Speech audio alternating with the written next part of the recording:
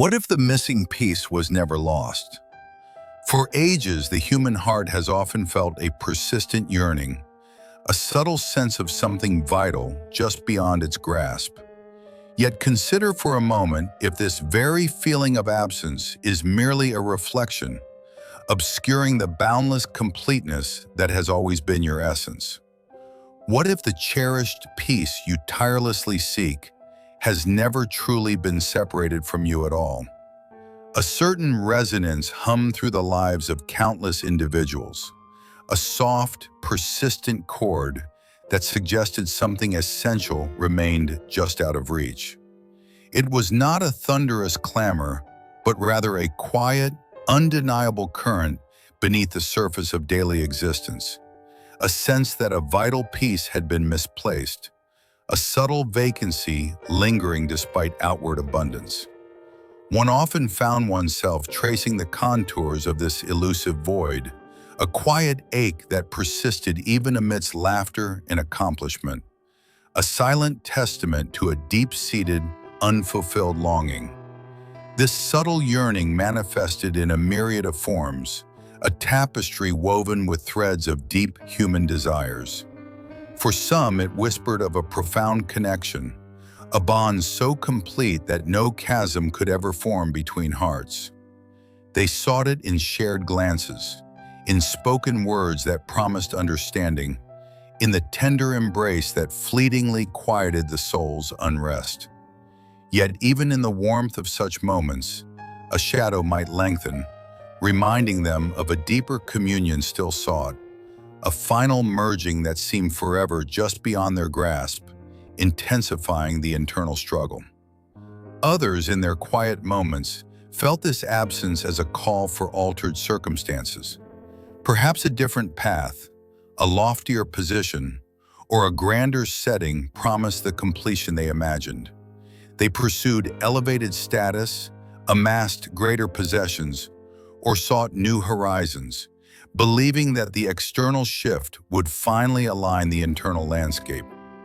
Each ascent, each acquisition, each journey undertaken offered a momentary surge of hope, a brief glimpse of the promised land, only to dissolve back into the familiar landscape of seeking. This constant return to the original ache often left the core longing undisturbed, perhaps even amplified by the realization that more things did not equate to more being. And then there were those who sensed the missing piece as an elusive inner quietude, a profound sense of peace that seemed perpetually veiled. They pursued various disciplines, sought moments of stillness, or rearranged their internal worlds in an effort to banish the restless currents of thought and emotion. They yearned for a calm, unburdened by past regrets or future anxieties, a state of profound contentment. Yet the very act of seeking often became another subtle tension, a new layer of striving that obscured the inherent stillness they hoped to uncover. The harder they chased it, the more it seemed to recede, a shimmering mirage in the desert of their own perception, exacerbating the inner conflict. Through all these varied expressions, a common pattern emerged, a cycle deeply etched into the fabric of daily life. Days were often spent in a silent, often unconscious pursuit of external validation. A person might meticulously craft an image, presenting a version of themselves designed to garner approval and affirmation from others. The fleeting warmth of such acceptance provided a momentary balm, a brief sense of being seen, of mattering. But beneath this fragile surface, the original ache persisted, demanding more, always more, like an insatiable thirst that no amount of external pouring could truly quench. The intensity of this internal demand could feel overwhelming at times. The drive for achievement also served as a powerful current in this perpetual search. One might dedicate years to mastering a skill, reaching a summit of professional recognition, or attaining a cherished personal goal. Each success brought with it a transient glow, a momentary conviction that this was it, the defining moment of completeness. Yet the elation often proved to be a fleeting guest, departing as swiftly as it arrived, leaving behind the quiet question, is this all? The desire for the next big thing would quickly reassert itself, a relentless internal drumbeat urging further ascent, further acquisition, further consumption of experiences, each promising the final answer, none truly delivering a lasting sense of arrival. The sheer exhaustion of this ceaseless striving often became a silent companion, a subtle weariness of the spirit that no amount of rest could truly dispel, marking the climax of this outward struggle. This was the subtle yet profound conflict that quietly defines so many journeys, the unwavering belief that completeness resided outside, just beyond the current horizon, always attainable through a different deed, a new connection, or an altered state. It was a powerful illusion, deeply ingrained, suggesting that the self was inherently flawed or fractured, needing something external to mend it. Each time a new external source failed to deliver the promised wholeness, the frustration deepened, the weariness settled heavier, and the echo of unfulfilled longing grew louder, a persistent hum in the background of consciousness. The grand search, once filled with vibrant hope, began to reveal its cyclical nature, a labyrinth where every path eventually led back to the same starting point, the persistent, nagging question of what exactly was missing. The culmination of this relentless pursuit was often not a dramatic collapse, but a quiet, insidious despondency. It was the moment one stood amidst accumulated achievements, surrounded by connections, perhaps even having attained a degree of societal recognition, and yet felt the same familiar ache, perhaps even more acutely. The external world had been conquered, yet the internal landscape remained unchanged, still marked by the shadow of absence. This was the peak of the personal struggle, the silent internal crisis where the seeker finally confronted the stark reality that all the outward efforts, however valiant, had not delivered the promised integration.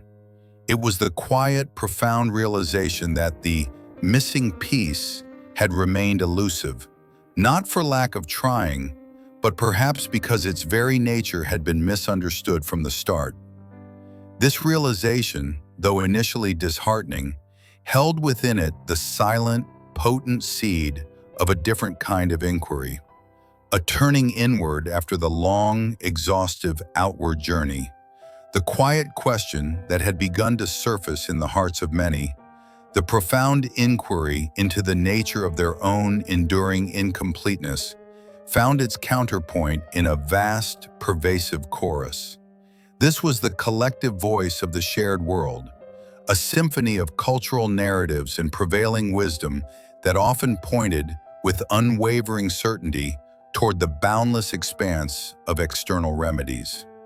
It was a narrative deeply etched into the very fabric of daily existence, suggesting that the elusive sense of wholeness, the sought-after feeling of being truly complete, lay just beyond the next acquisition, the next milestone, or the attainment of a specific, idealized relationship. Consider the pervasive allure of acquisition, a beacon shimmering brightly on this infinite horizon.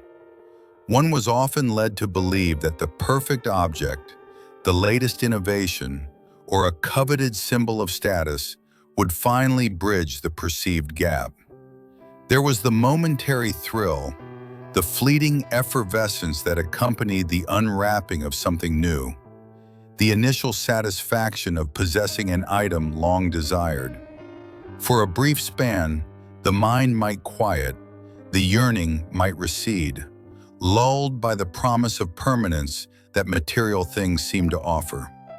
Yet with a quiet inevitability, the sheen would dull, the novelty would fade, and the familiar whisper of absence would resurface, perhaps even more pronounced than before. The acquired item, once a symbol of hoped-for completion, settled into the background of life, becoming simply another possession, powerless to fill the deeper void. This cycle, repeated countless times, painted a clear picture of an endless pursuit, each new object a temporary distraction rather than a lasting solution.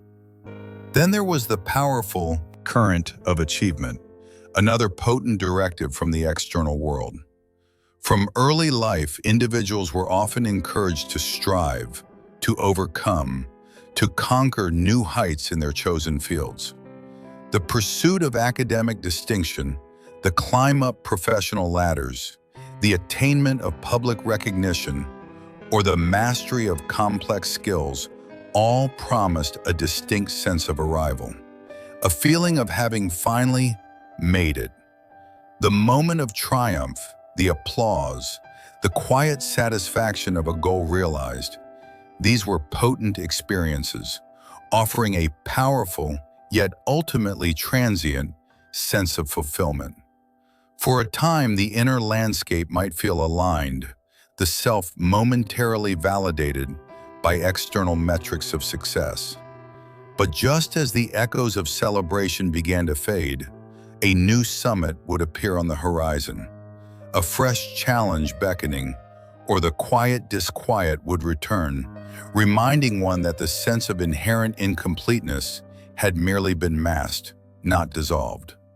The very mechanism of achievement, by its nature, often implied a continuous upward climb, an infinite series of next steps, each promising finality, but delivering only the impetus for further striving. And what of the profound human yearning for connection, often believed to be the ultimate external solution? The narratives of the shared world frequently suggested that a perfect partnership, a loyal circle of companions, or a harmonious family unit would provide the missing piece, rendering one utterly complete. There was undeniable warmth in shared moments, profound comfort in understanding glances, and deep joy in reciprocal affection. These bonds offered profound richness to life, a vital tapestry woven from shared experiences and mutual support. Yet even in the most cherished and deeply loving relationships, a quiet interior space remained, untouched by the external connection. The expectation that another could wholly complete one often led to subtle pressures, unspoken disappointments when even the deepest intimacy could not eradicate a fundamental sense of individual lack. It became clear that while relationships could amplify joy and soothe sorrow, they could not, by their very nature, bestow an inherent sense of wholeness that was not already present. The beloved other, no matter how profound their presence, could not fill a void that was perceived to exist within oneself. It was this recurring pattern, this gentle rise and inevitable fall of satisfaction, that revealed the profound paradox at the heart of the infinite horizon of external solutions. Each avenue explored, each solution pursued, each missing piece sought outside the self, offered only a momentary cessation of the longing, a brief, beautiful illusion of arrival. The underlying sense of absence, the quiet conviction that something was still amiss, always reappeared. The world offered an endless array of paths, each meticulously paved with promises of fulfillment. Yet each path ultimately led back to the same familiar crossroads. One eventually recognized that the ceaseless search for something believed to be external inevitably became an endless journey, a treadmill of desire where consistent movement did not necessarily equate to genuine progress toward a true destination. The very notion of an infinite horizon was a subtle deception, suggesting a destination that always receded, forever just beyond one's reach, until one might pause to consider if the true destination was, in fact, not a place to be reached at all. Following the exhaustive outward journey, a subtle internal movement began for many who had journeyed through the infinite horizon of external solutions. It was not a grand pronouncement, nor a sudden revelation, but rather a quiet, almost imperceptible turning of attention. The persistent question, "What is missing?" began to yield to a deeper, more fundamental inquiry. What if the very premise of missing was itself a misdirection? This subtle shift marked a gentle disruption of the ingrained habit of relentless searching, an initial loosening of the grip on the belief that completeness lay somewhere beyond one's present experience. One might recall with a newfound clarity specific moments when the pervasive sense of lack had, for a time, utterly dissolved. These were not moments earned through strenuous effort or deliberate acquisition, but rather spontaneous occurrences arising unbidden. Perhaps it was the deep absorption in a creative endeavor, where the hands moved with an effortless grace and the mind became entirely one with the task at hand. In such instances, the creator did not feel incomplete. Rather, the act of creation itself seemed to emanate from a space of inherent wholeness, a boundless wellspring of expression. The usual inner commentary, the ceaseless striving, simply faded away, leaving behind a profound sense of presence and an effortless flow. For others, these moments arose in quiet contemplation, amidst the profound beauty of the natural world. Standing before a vast expanse of ocean, or beneath a canopy of ancient trees, the individual self, with its particular needs and longings, seemed to shrink and dissolve into something far greater. There was a sense of belonging, an undeniable connection to the expansive tapestry of existence, where the question of personal incompleteness felt utterly irrelevant. In those tranquil moments, nothing needed to be added, nothing taken away.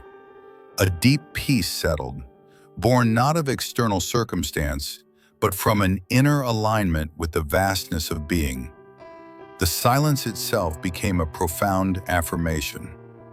Then there were the instances of spontaneous joy, brief, effervescent bursts of delight that erupted without cause or prior arrangement. A sudden peal of laughter shared with a companion, the simple pleasure of a familiar tune, or the unexpected warmth of a ray of sunlight on one's face. In these fleeting, vibrant moments, the entire being felt alight, fully present, utterly complete. There was no room for the whisper of lack, no space for the pursuit of anything else. The joy simply was. A testament to an underlying current of well-being that occasionally surged to the surface, untouched by conditions or expectations. These experiences, once perhaps dismissed as mere pleasantries, now began to take on a deeper significance, hinting at a truth far more profound than previously understood. These recollections invited a new kind of reflection, one that gently guided attention away from the external world and towards an inward inquiry. It began with the subtle questioning of how it felt when the sense of absence momentarily vanished. Was it that something had been added in those moments? Or was it that the perception of lack itself had simply receded? This inquiry suggested that the feeling of absence might be a profound misinterpretation, not of an actual void, but of a boundless space misinterpreted as emptiness. Perhaps the container was not half empty, but rather already full, and the mind had simply overlooked the invisible substance that comprised its face entirety. This subtle turning inward encouraged an observation of one's own awareness, the very canvas upon which all experiences, including the sense of completeness and incompleteness, appeared. It was an invitation to notice the unchanging background against which thoughts, emotions, and external events unfolded. One began to perceive that while circumstances constantly shifted and feelings ebbed and flowed, the underlying capacity for awareness itself remained steadfast, ever-present, and fundamentally untouched by the passing show. This awareness, boundless and quiet, became the new focal point of inquiry. The journey began to dissolve the long-held conviction that the self was a fragmented entity, desperately seeking to gather its scattered pieces. Instead, it proposed the radical yet gentle possibility that inherent completeness was not a destination to be reached, but a fundamental state of being, obscured only by the relentless habit of searching for it elsewhere. The longing, once a painful burden, began to transform into a subtle indicator, a gentle pointer back to the source from which it arose. The search was not for something external to fill a void, but for the recognition of what was already, unfailingly, present. This quiet shift from relentless outward pursuit to gentle inward recognition signaled the true beginning of resolution, a homecoming not to a place, but to a deeper understanding of one's own essential nature. After the subtle turn inward, a profound proposition gently presented itself to those who had begun to question the very nature of their search.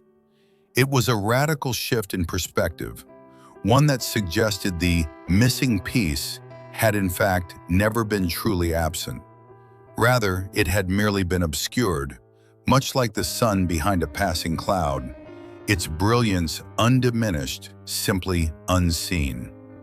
This insight began to reframe the entire landscape of human experience, transforming the long-held belief in a fundamental lack into an invitation to perceive what had always been present.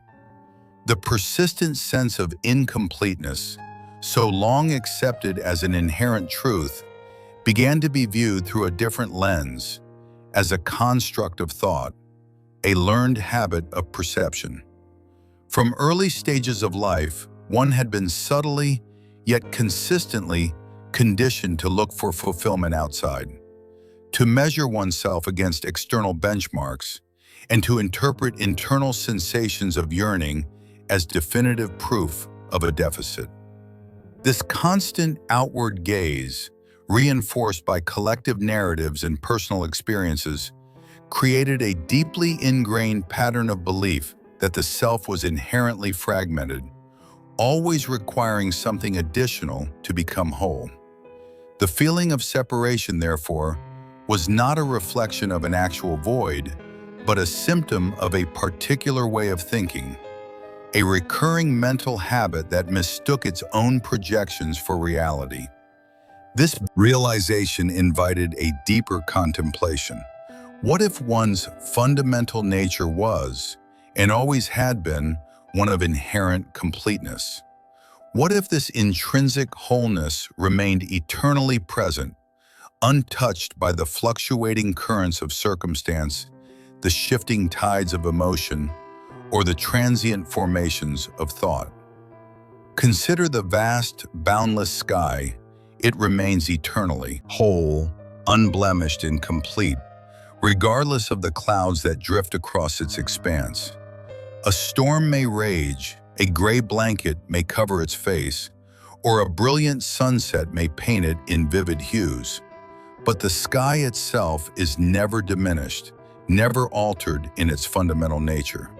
It simply is, providing the unchanging backdrop for all passing phenomena. In a similar vein, the inquiry suggested that one's deepest essence, the ground of being from which all experience arose, possessed an identical quality of unwavering wholeness. Thoughts, emotions, and external events, much like the clouds, moved across this vast inner sky. They might appear dense and oppressive, or light and joyful, temporarily obscuring the clarity, but they could never diminish the fundamental expanse of one's inherent nature. The sense of being less than, or not enough, was akin to believing the sky was broken because a cloud passed through it. It was a misidentification, a momentary forgetting of the true, expansive nature that remained untouched and unmarred. This shift in understanding did not imply a sudden eradication of all challenges or difficulties. Life, with its intricate tapestry of experiences, continued to unfold. Rather, it offered a different foundation from which to navigate those experiences. The desperate search for a missing piece began to dissolve, replaced by a quiet recognition. When the familiar whisper of longing arose, it was no longer interpreted as a definitive command to seek externally, but as a subtle pointer, a gentle reminder to return attention to the unwavering completeness that already resided within. The urgency of the chase dissipated, yielding to a deeper sense of peace that arose from simply being, rather than perpetually becoming. The unveiling of inherent wholeness was not an event to be achieved, nor a destination to be reached, but a continuous process of remembering. It was the quiet, profound realization that the self was never truly fractured, never genuinely diminished, and never, for a single moment, incomplete. The journey, therefore, was not one of acquisition, but of recognition, not of building something new, but of unveiling what had always been present, waiting patiently beneath the layers of learned perception. The deepest craving, the most persistent yearning, began to soften, transforming into a gentle awareness of the boundless, unconditioned completeness that had been one's true nature all along. Much like the clear sky always awaiting the dissolution of the clouds, the journey, having gracefully shifted from outward striving to an inward recognition, moved beyond mere intellectual grasp. It was not about achieving a state of completeness, for that implied a future destination. Instead, it became a quiet, profound realization of inherent wholeness as the present reality, a gentle settling into what had always been. One no longer sought to gather fragmented parts, but rather to perceive the already unified field of being from which all experiences arose. This subtle yet profound shift reshaped the experience of daily challenges. The once overwhelming obstacles no longer felt like assaults on a fragile self needing to be fortified.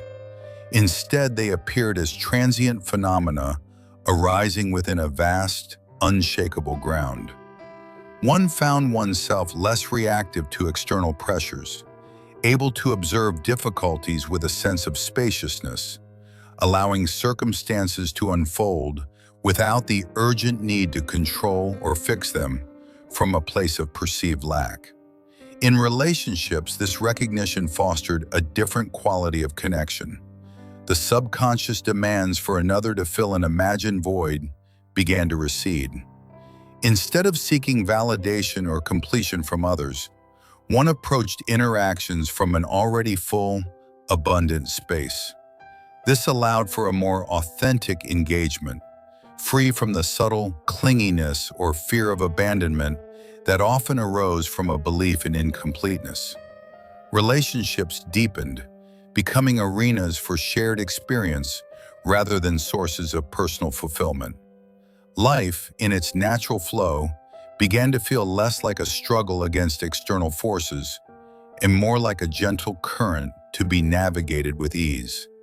Decisions arose from a clearer, more centered presence, unburdened by the frantic energy of, "What if I miss out?" or "What if I'm not enough?" The pervasive urge to tirelessly seek a missing piece dissolved, not through forceful suppression, but through the simple, profound understanding that such a peace was never truly lost. What remained was a calm, abiding presence, a centeredness that was not dependent on conditions, resting securely in the undivided reality of being. Our journey together has gently traced the landscape of human yearning, moving from the relentless outward search to the profound quiet of inward recognition. We've witnessed how the persistent whisper of lack, once a powerful directive, might transform into a soft invitation to simply perceive. What if that deep, familiar longing, which so often felt like proof of an absence, was merely a subtle echo, guiding you back to the boundless completeness that has always, unimpeachably, been your very essence, the cherished peace never truly separated? As these reflections settle within you, we invite you to continue this shared exploration. Here on the Alan Watts Echo, we value the diverse tapestry of understanding that emerges from individual insight. We wonder, in your own experience, what specific habit or belief about incompleteness proved most challenging to release as you began to perceive your own inherent wholeness. May you carry a sense of this quiet completeness through your unfolding days until we meet again. Next, we might contemplate how this recognition of undivided being influences the very nature of human connection, transforming the need for attachment into an effortless expression of shared presence.